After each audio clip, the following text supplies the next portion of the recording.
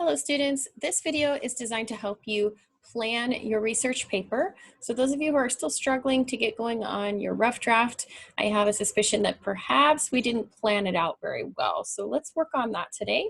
And I'm going to share some resources with you, all of which you can find on Blackboard. We're going to start with this. This is sort of a one-page, nice little sheet of reminders what to do when planning a research paper. So step one, review your notes. What do the authors say? What do the researchers agree on? What do they disagree on? And what seems to be the most important to them?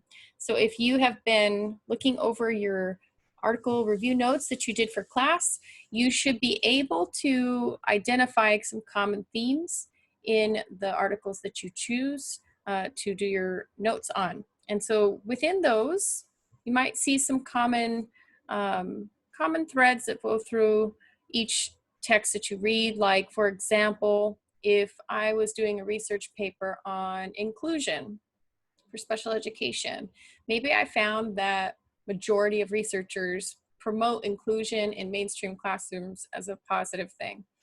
Maybe I only found one that thought it was negative or found bad results, but most of them might have found good outcomes from it. So that would be a common theme that they all agree on. So I want to figure out what those are. Step two, I want to form my thesis statement based on what I've learned in those articles. And so based off of the articles I've read, if I think they're good articles and they're related to my topic, I can decide what are those common themes and how can I form my own thesis statement about those things I have learned. Your research question should be answered with this thesis statement, and I'm going to show you a way to do that in a moment. And then I'm going to choose some kind of approach that works for me. And so that might mean I'm going to make an outline. Maybe I'm going to make a web. Maybe I'm going to just use note cards. A lot of people use note cards where they will write down all their main points on separate cards and group them together and organize their paper like that. Once you've decided on an approach that's going to work, you need to figure out what format you want to use for your research paper. There are three common ones listed here, although there are more options out there for how to organize it. These are the three common ones that most people do. So chronological order would be used if you have a topic that has changed over time. For example, some people might be researching something like language learner programs in public schools. And you might look at how those things have changed over time. What did they used to look like? When did it become illegal to have bilingual education programs in California? And when did that law change? And what kind of programs existed after that? And so you might find that your topic is something where it changes over time, and therefore a chronological order might be a good way to organize your paper. Subtopics is another way to organize it, and this is the most common, I would say, where I might have a broad topic. For example, I just spoke with a student today who's writing a paper on how athletics can be a positive benefit for high school students. Okay, so within that topic, she most likely will have some subtopics, like she might have a subtopic about how sports improves grades for students. She might have one about how sports might help students prepare for college or get into college. She might have one about the social benefits for students of maturity or making friends or teamwork, something like that. So those are some examples of how you might develop subtopics within your larger topic. And that's pretty common, so most people will probably choose that one. There's also the option of doing yours in sort of a pro versus con format, which would mean that you have a topic that's maybe sort of controversial, and there's really two major sides to this. And within those two sort of teams, I guess we could say, or two versions of perspectives on this topic, you want to present both and then pick a side, right? You have to really pick a side.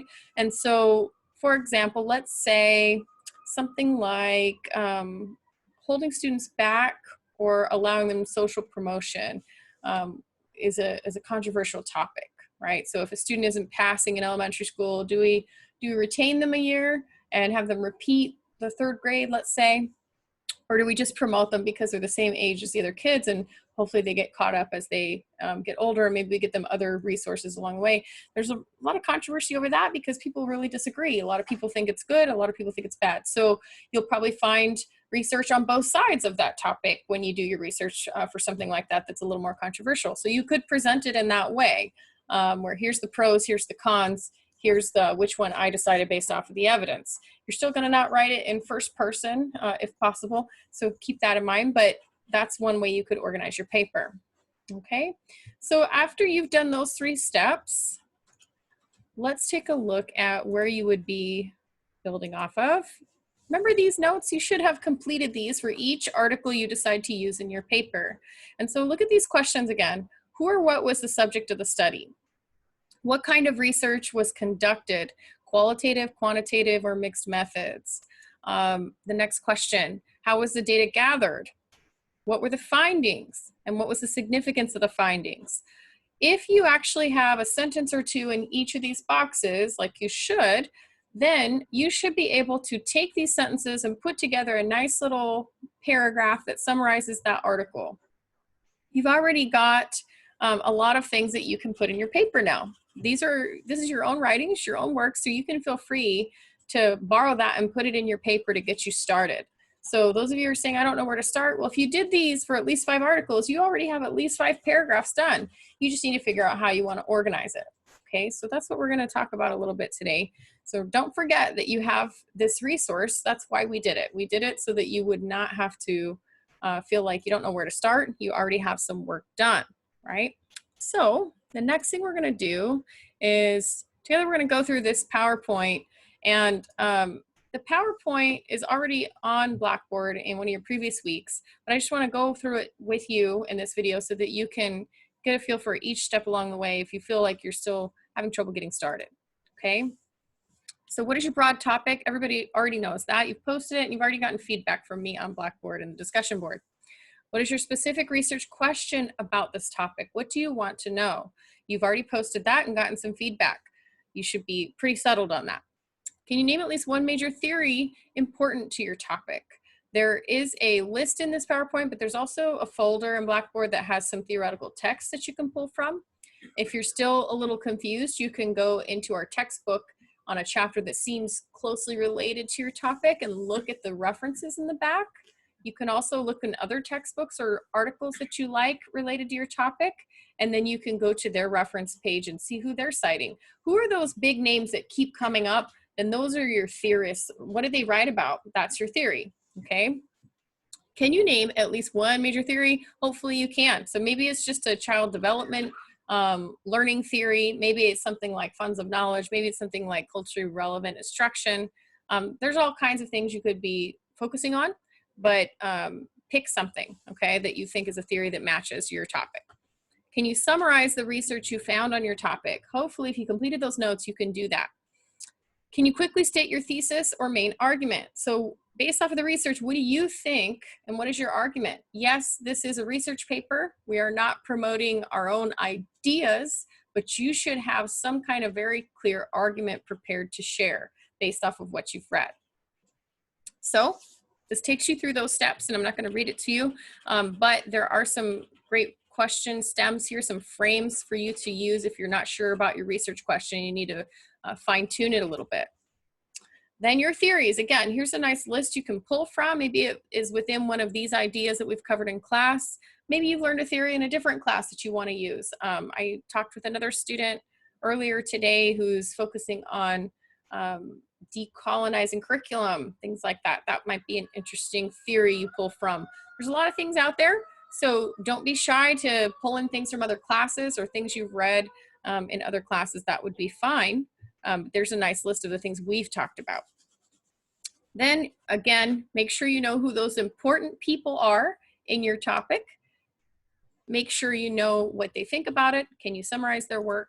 Can you cite them? Okay.